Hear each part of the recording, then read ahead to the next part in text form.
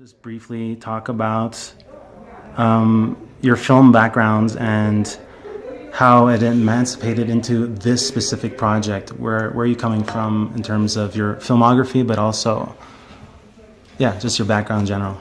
Well, Scott and I actually grew up together in a town called Needham, Massachusetts. Okay. Just outside of Boston. So we've been excited about film and collaborating on projects for a few years together. My background is primarily in documentary. Okay.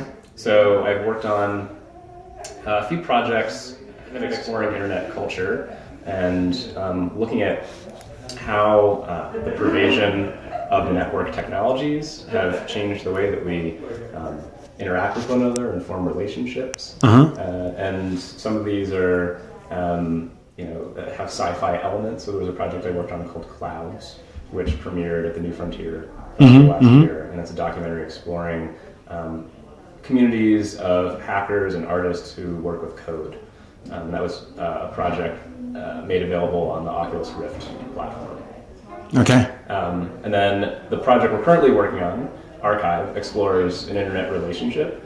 So it's about two people who meet in person, but then decide kind of to pursue the perfect relationship and form a contract basically to communicate entirely through text. In a sense, they're kind of exploring the possibility for a different way of communicating, and as they go, become aware that all their memories together and their kind of most intimate moments are, being stored in the cloud, basically in these servers that constitute the internet. And so we brought that to the lab and have been developing the screenplay, and it'll probably undergo further evolutions before we're. Is there a lot of visual text stuff, futuristic stuff that we would eventually find in?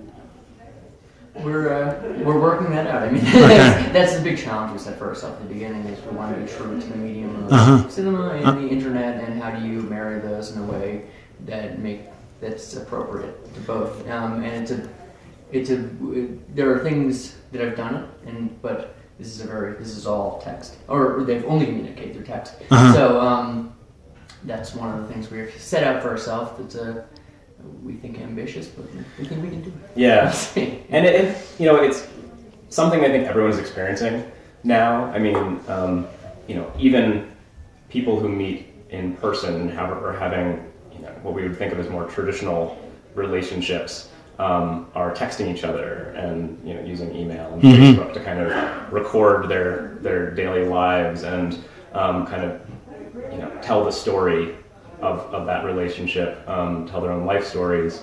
And we hadn't seen a film that looked at what the network really is. I mean, we talk about the cloud, but it's quite abstract. And so you were interested in the idea of a relationship that's kind of has no real world existence that exists entirely in that space. And we through this project have been visiting actual data centers and filming these places, and they kind of have a haunting presence. I mean, because they're in nondescript bunker-like buildings out in the middle of nowhere, and yet that is the internet. That is where all this stuff exists, and so it's been fun to kind of shoot those spaces and develop the aesthetic of this film, which while it takes place in the present day, does feel like a science fiction film in a lot of ways. Perhaps how it further confirmed or how did it take your screenplay to the next level? What question? We came in there. I mean, we essentially came in there with the first draft, and we understood what that meant to have a first draft. So when people said this didn't work, this we were like, yes, this is what we want to be hearing at this point.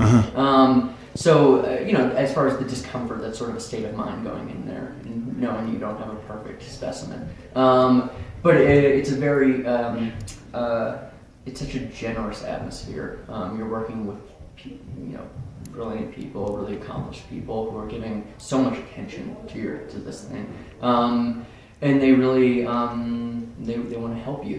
They like your script enough to think you should just throw this out. You can make this great. That's the hope anyway. it was it's an intense process because it's, you know, it's daunting. You have this thing and there's a lot that needs to happen with it. But in the end, it's very exciting. It's a good, it's a good problem. I would say, and it's a very the whole atmosphere of the lab is so warm and encouraging amongst the advisors and the fellows, and it's a very, the whole thing feels very like everyone feels like your peer there at whatever level, and you know, you're talking about your scripts, but also at lunch you're talking about, you know, the advisors, what they're working on, the challenges they're going through, which really does give you larger perspective. Yeah, gives you so much hope for your own, you know, your own work. And with this, as you're writing the screenplay together, I just wanted to know, how does that collaboration work specifically? What kind of process do you guys use? And then just let's look back at the year that just occurred, 2014. When you're getting ready for Sundance, are you thinking of Sundance films? Are you like checking out the Babadook or like any of the? Yeah, well, so no, the screenwriting process is like some people do it over Skype. Some people are like they sit at the same desk and they argue it out. I think it's helpful that we're friends and we share a lot of similar references. We're interested in science fiction and have a lot of also interest in kind of contemporary culture and technology, and we're constantly kind of taking inspiration from the news, things that are going on, things that we're observing, and so I think there's quite a natural collaboration there. We were both working on this in Brooklyn, so we had the sort of luxury of setting up in a physical place and outlining and developing the story through a lot of conversations. But then, mapping out the story on a wall, and we use note cards for this because there's, quite an intricate narrative. There's several threads, whether it be the main love story and documentary elements, or and other sort of other fictional threads. So you had to visually put that on the. It was nice, sort of.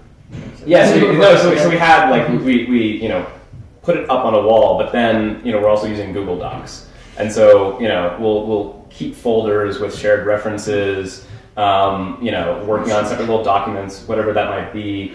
We're constantly just sending things back and forth. So there's, both the kind of electronic mediated communication and then our, longer sessions in person. And so it's constantly kind of coming together, mapping things out, and then splitting up, writing separately, that kind of thing. Although this lab was a great opportunity because now Scott's in LA. And so really, there's something wonderful about, going to the secluded alpine location out of the Sundance ranch, and we're there for 5 days. And really the exclusive focus is the story and working on the screenplay around other people who are, similarly kind of focused on their first feature with the attention of the advisors. So that was really amazing, and it's an incredibly safe environment and one where we're encouraged to really examine the deepest aspects of our screenplay and our reasons for wanting to tell this story. And they make us vulnerable, and they really kind of question us as artists. Why is it that you want to tell this? So now you must be hungry because you know the next hurdles. The next. We got to fix this. We got to work on this. This is like an exciting juncture for you. Yeah, and I don't think that they want to push our story into a direction.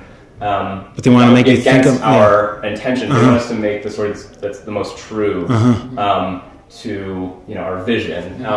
And that's the most honest. But I think we learned through this process that often requires, kind of looking into yourself, and that can be, a difficult, painful process, right? I think that some of the most sort of interesting aspects of the story are, it's part of it's based on my personal life, and so some of these were things I was afraid to confront. And so, you're kind of, laying everything out there on the table to kind of examine and then put back together. Well, I'm gonna